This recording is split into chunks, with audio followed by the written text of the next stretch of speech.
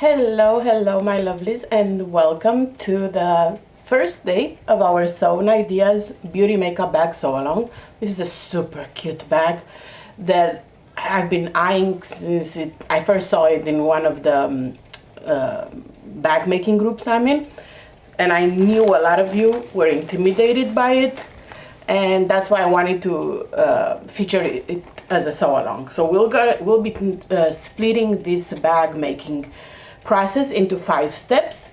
Everything will be linked in the Backstitch Backroom group as always, and here on the YouTube channel. So let's get started. Today on day 1 we'll be doing the cutting of the pattern, cutting of the fabric and interfacing the fabric, including attaching the clear vinyl. So let's start by talking a little bit about the fabric. This is the bag, in case you haven't seen it already, but I'm sure a lot of you have already seen it. This is a makeup bag where you put your brushes, you put your makeup and whatever. It's not necessary for makeup. It would make a great craft bag, or pretty much anything that requires a few slots and a pouch. So let's get started by chatting a little bit about the fabric. For this project, you can use cotton woven, which is exactly what I'll be using. You can use cotton lycra, because everything will be interfaced with woven interfaces regardless. You can use vinyl or cork. You can use a combination of all. Go wild. Whatever your fabric desire is, feel free to try it. It's a super easy pattern, and because it has binding, there won't be a lot of twisting and turning and birthing it for at least the main part. So vinyl will look great on this. It won't crease. It will be perfect. I am going to use it all with woven, the Backstitch castle print that we're having in our Christmas in July round that opens July 27. So I will be using a panel like I did for this Halloween one, and main fabric and coordinates for everything. So in my case, you'll be seeing me working with woven. For the handle, you can also use vinyl if you want, but I will also be making that out of woven. So this is the fabric that I plan on using. Our panels are super generous. So from one panel, you could get, like I did in the Halloween bag, a lot of the main pieces. For me, I'll be using this for the outside and the handle. I absolutely adore this print. Then the main print will go on the little inside pouch. Look how cute. This is super cute. What a great Christmas or holiday print. And then I'll be using, I think, my favorite from the lineup, from the Christmas in July lineup. I'm going to be using this super cute ginger man. We call it a coordinate, but you can't tell me this would not make a super cute print all on its own. It's adorable. So this will be my lining for the bag. All cotton woven.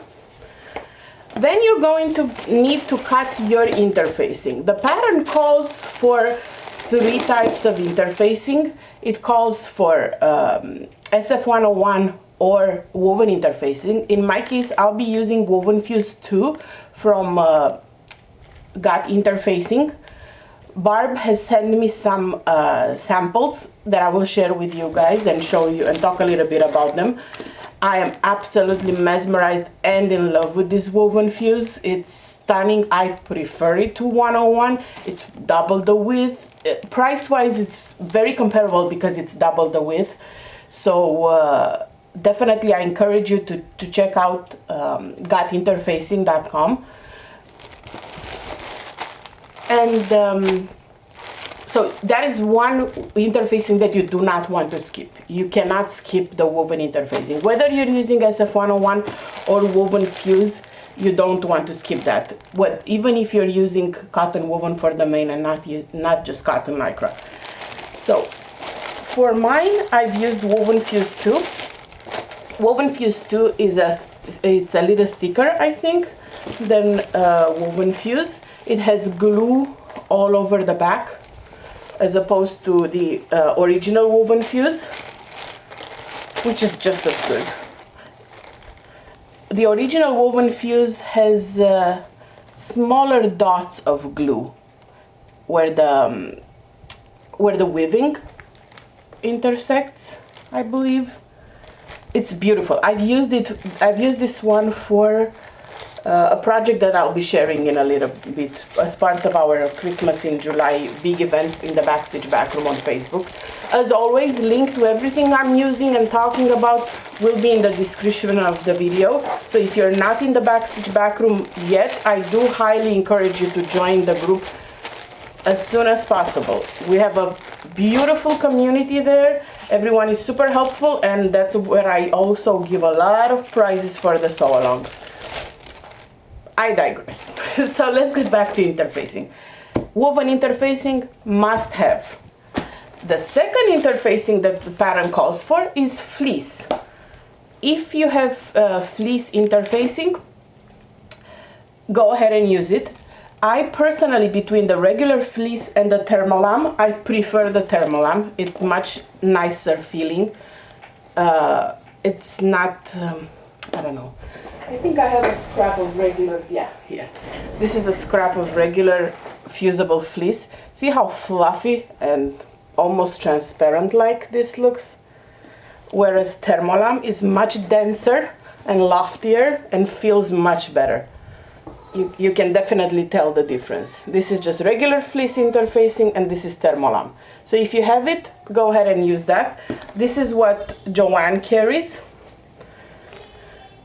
You can find it online. You can find it on Overstock, I think, but it's a little more expensive than regular fleece interfacing, fusible ones, but not by much. And if you're using coupons, you really won't notice the difference. So thermolam, I'm going to be using some thermolam for my bag, and then I will switching from thermolam to Decovil Light. I absolutely adore Decovil Light and Decovil Heavy. They're like nothing I've ever tried before. Also available at Barb's interfacing at gotinterfacing.com. Decovil Light, as the name says, it's a little lighter than the heavy. It creates, they call it leather-like feel, but it gives huge stabilization and a lot of structure. And let me grab this because I've used Decovil Light for this bag. So as you can see, the pouch here has Decovil Light in it. So it's not fluffy. It holds its shape amazingly. And this is because it has Decovil Light in it. This is 40-inch wide, 44-inch wide Decovil Light from Barb. She sent me a sample of both light and heavy. So I highly, highly encourage you to give it a try. I'm telling you, you're not gonna go back to other interfacing after. I started with like half a yard and it's like, oh, I need to have this in bolts now. She carries it, and she carries the original from Germany. I think it's a German product initially from Vilene.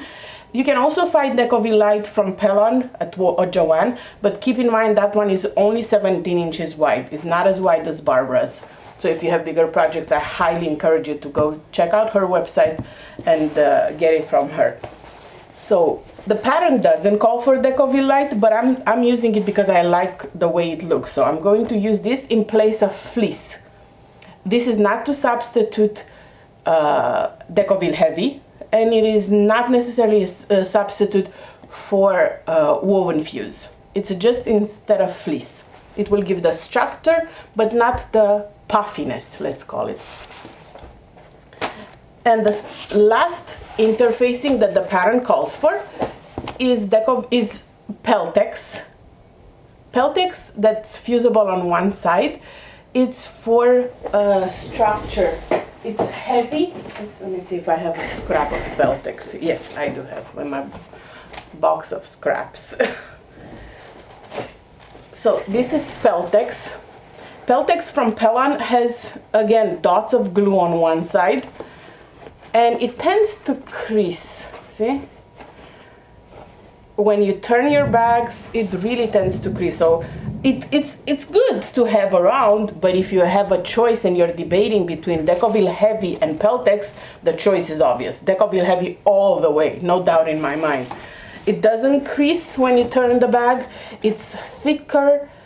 It has glue everywhere on the back. See this shiny part? That's glue all over, which makes a huge difference when you attach it. This will give a wrinkle-free look to your finished item. So that will be your last kind of interfacing for this. Keep your scraps, have a box of scraps handy because you're going to be using this for attaching hardware.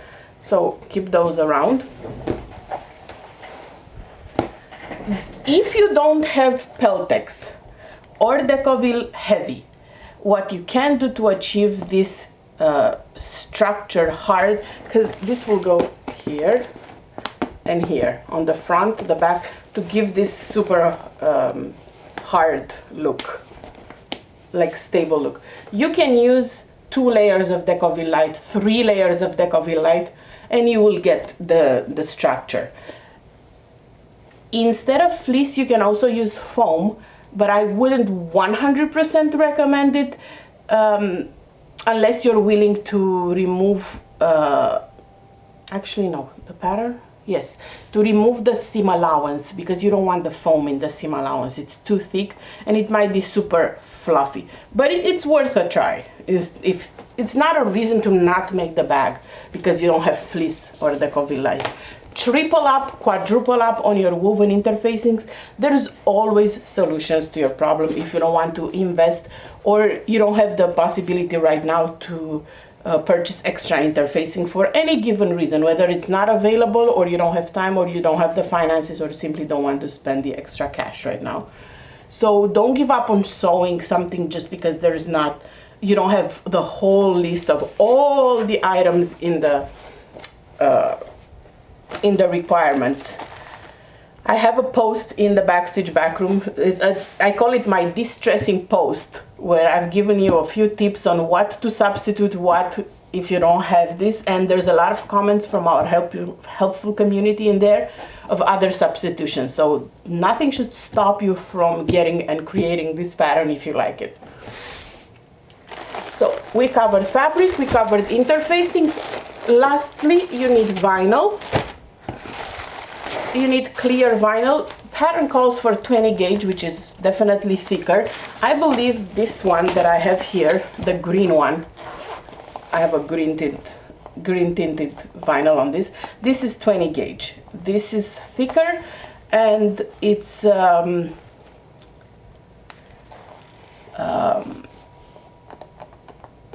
definitely much thicker than what I'm going to be using today.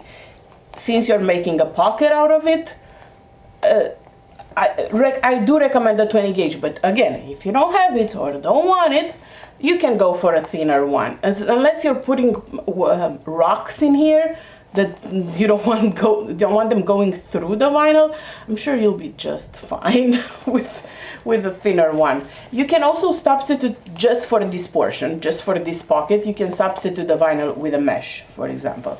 But you do need the vinyl for the rest of it if you plan on using makeup brushes. So the makeup residue doesn't go on your pretty fabric. If you are not interested in protecting the fabric in any way, you can skip the vinyl altogether and just use a mesh for this particular pocket. Again, it's a flexible pattern. For example, here, see, I ran out of vinyl, so my vinyl goes only halfway through the pocket, which is pretty much where the brushes end. The flexibility is the name of the game. That's what I'm trying to say. And I actually quite love it. You can see the green tint here versus the non-green tint here. And then I decided to skip the vinyl altogether for the inside of the bag. Again, not a problem. I enjoyed making it, I enjoy having it. So flexibility. All right, so clear vinyl, we talked about that. 20 gauge is available. I think it's the one, somebody said it's the one with the black writing. So this is definitely the thinner one, but it works just as good. My Punk Embroidery, I believe, carries the green one that I have here is from My Punk Embroidery. I got it from one of their clearance sections a while ago. I don't know if they still have it now, but they do carry clear vinyl with different tints too, not just clear if you want to go wild with the bag. And that's from My Punk Embroidery. This is from Walmart. I'm sure Joanne has that too. So we have interfacing, we have fabric and vinyl covered. Let's talk about the hardware. For this you need some zipper. I don't know the length off the top of my head, but I think I'm gonna use this one. How gorgeous is this zipper? How gorgeous. Everything that I'm using today as far as hardware goes comes from Wizardry, Stitchery and Crafts, which is also a sponsor for this sew along and the whole event. So there'll be 2 gift cards to be won. One will be for this sew along. Melissa has given us $25 to her shop to give away at the end of this sew along, and then there's gonna be a bigger gift card at the end of the big event. All the details are in the Backstitch backroom. So I think I'm gonna use this one because look how cute, how gorgeous is this. I absolutely love this beautiful bright rainbow zipper. And so you need that. You also need 2 zipper pulls, one for this pocket and one for the pouch.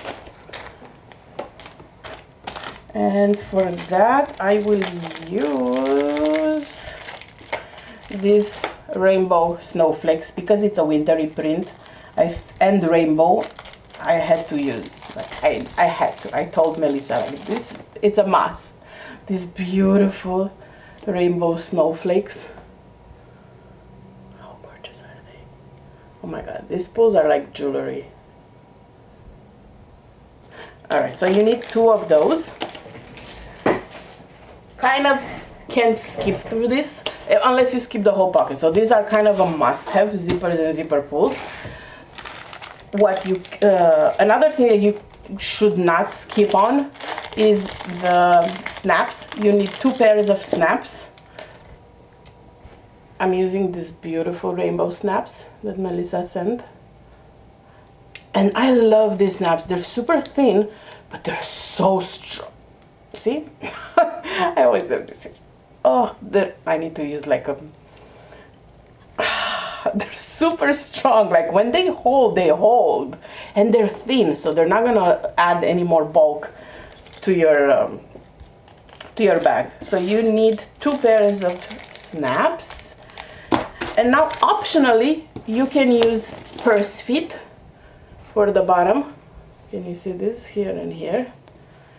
So for the purse feet, I'm using the Chicago screw type purse feet that Melissa carries in her shop. So this is a screw, oh, there you go, also rainbow. It has a hole and a screw, and it just screws on as the name calls it. Another option for purse feet are the ones that you push through that have 2 prongs. And these are the ones that I've used on this bag here. The ones with the prongs. No special tools required. They look like this. And you just simply slide them in. You slit a hole, you slide in, and you open the 2 prongs on each side. And that's how you put the purse feet. That's a super easy thing to add. And again, it's optional. No purse feet, no problem. I doubt that you'll be putting your makeup bag right on the floor. It's mainly to protect the fabric on the bottom from being getting dirty from wherever you're placing it. Now, where could you be putting your makeup bag? At the end of the day, that it requires a lot of protection for the bottom. I doubt you put it on the floor again. So don't let not having purse fit discourage you from making this bag. This is, oh, you also need key fob, I don't know what the actual name, that little key fob clasp. I don't have it, and I don't make key fobs, and so I don't plan on buying it. I'm going to show you how I use 3/4 of an inch or a 1 inch D-ring. I believe this is 3/4, but I have to double check. D-ring, and then a regular clasp. And this is detachable. And again, this part is purely optional, 100% optional, this handle and the hardware part here. If you don't want to add it, you don't have to add it. It's only if you want to carry your bag around by the handle, but there's no functionality to it. But it does look cute though, you have to admit. It looks gorgeous, doesn't it? So if you're adding this, you also need your key fob hardware, and I believe it has to have like a plier or tool. I don't have key fob tools, and I don't plan on buying any. So if you're following me with my hack for no key fob, then you need a D-ring and a clasp. I'm also going to be using those from Wizard Distillery in rainbow finish. You will also need to create your binding. You can see my binding around here. I am not a fan of making bias tape, and I will not be afraid to admit it. I don't like making bias tape. I find it a huge waste of time and fabric to cut on the diagonal, because to make bias tape you need to cut on the bias, which means you need to cut diagonally on the fabric, and it just hurts my soul to cut my fabric diagonally to make strips from my precious custom fabric. Christina, my dearest friend and one of the backstitch admins, does make her own binding. Bless her soul. She's amazing like that. And she does have some examples in the backstitch backroom of self-made binding, which I will admit, it looks beautiful. Like if I had somebody to come and cut binding for me, yes, I would so use it, but I just don't want to make it. So for me, it's always 100% extra wide double fold bias tape. This one is available at Joann's, at Walmart. You can find it almost anywhere, and it's with coupon, I think $2, maybe even less than that for a pack of 3 yards. You need way less than this for the bag, so you'll have scraps for another bag if you want. And yeah, hassle-free, no worry bias tape, $2 worth it in my mind. And it's gonna add a pop of color to the bag on the side. And I believe there's some sellers, I've never had it, but I've seen it before from various other sellers online that have colorful ones, that have some with the pom-poms around or with some lace around, which would be super cute. I don't have it, so for me $2 is plenty to spend on this. So you'll see me use the bias tape for the edge. Now, as far as other tools are concerned, I like to have my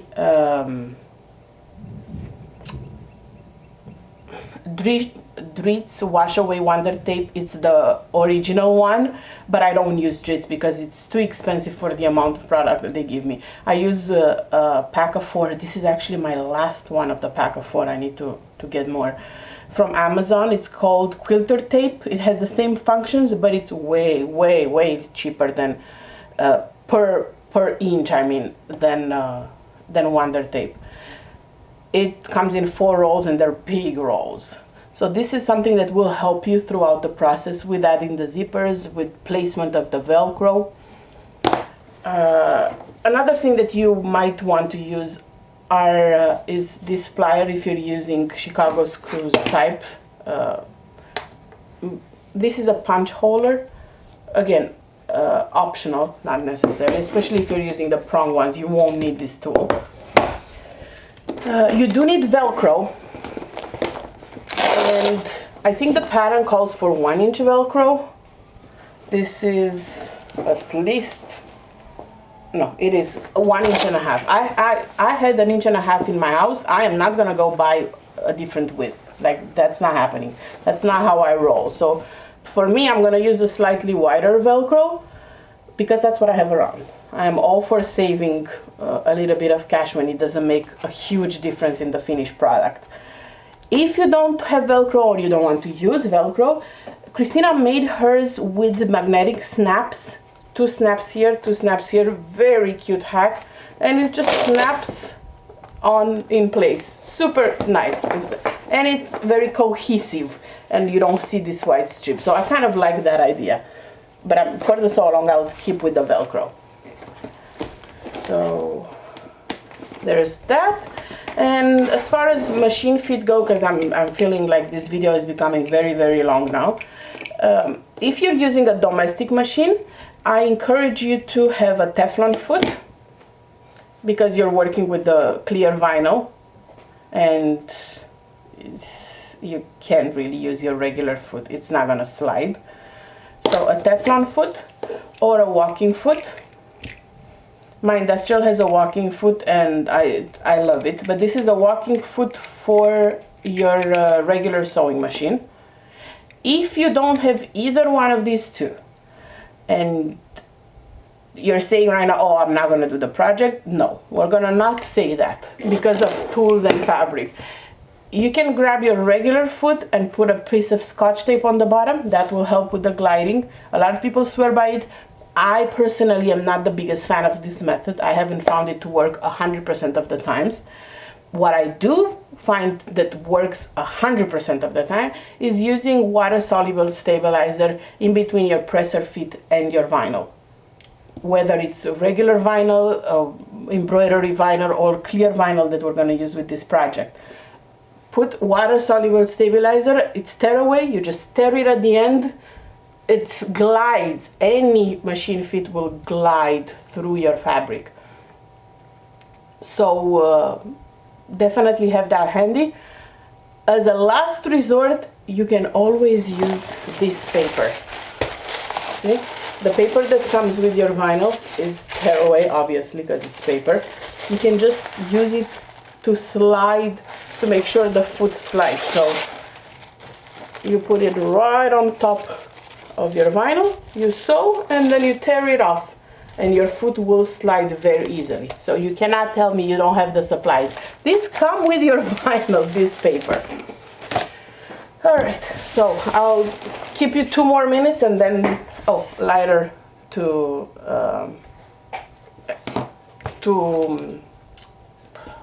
seal your ends of the zipper. So I'll quickly run through the fabric here, and this is it for today. I'll let you get on to cutting. The pattern includes very cute tabs that you can put with paper clips on your fabric to remember what's what. For example, I know this is for my zipper, so because I've done this before, but if it's the first time that you're making it, I do recommend you put a paper clip and you know which piece is which.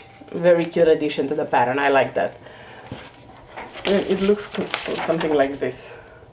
Just cut it out and clip it on. The bottom, well, this is the handle that I'm gonna be using. Then you have 2 pieces. Everything is interfaced with woven fuse. Everything, all the pieces. There's not one that's not interfaced. These are for the magnetic snaps. Then you have your bottom. Lining has vinyl on it. And the outer part has Decovil Heavy interface to it. You need your brush holder, which is a pattern that looks like this. This will be folded like so. So if there's a graphic you want to show, make sure it shows on the bottom part, because this is how it will look on the actual bag. So this will be basically the lining on the back. And then you need your 2 flaps and a piece of vinyl for one of them, which is somewhere around here. This will be your brush pocket. It's gonna look like this, so make sure you cut, if you have a directional print, one goes like this and one goes like this, upside down, because this is how the flap will look like. Then you have your main front and back, and they're interfaced with fusible fleece and Decovil heavy. So, and you can notice that the Decovil heavy part is a little shorter, and the fleece is in between the woven fuse and the Decovil heavy. So when you interface this, you have like 4 layers. So you have your main fabric, your woven fuse, your fleece, and your Decovil heavy for this. If you're skipping the fleece, you can put a Decovil light, like I said before, or double, triple up on woven fuse. Front and back. Then you have the lining for the front and back, the outer part, and this is I've added a vinyl to it. You just baste your vinyl around it with 1/8 of an inch seam allowance. This is easy. And now you have your little pocket, little pouch inside, the zipper pouch inside, that has Decovil light or fleece. The pattern calls for fleece. I chose to go with Decovil light because I like the structure of it. And you can see it's cut around. It's not as big as the bag, to keep the bulk out of the seam allowance. And then it has lining, which is interfaced with woven fuse, and I put my vinyl, I basted it on top. Then you have some extra little pieces. This is your zipper pocket. This is like this piece right here, the zipper pocket. And this is the zipper pocket top. And then you have a zipper end, which is the little piece right here, a little square, and then you have your little handle here, and this is this piece. So I think these are all the pieces. If you want to go ahead and scroll, make yourself a list and pause and rewind the video to make sure everything is completed. So as always, for day 1, once you finish gathering all your supplies, go ahead and go to the backstage backroom, check the album for the sew along, for the Sewn Ideas Makeup Bag sew along, and place a picture, snap a picture of your pretty pile and put it in the comments of day 1 photo of the album. This will count as your day 1 check-in for the sew along. And we'll meet you back right here tomorrow when we start sewing the bag, and we'll start with the makeup brush. Bye!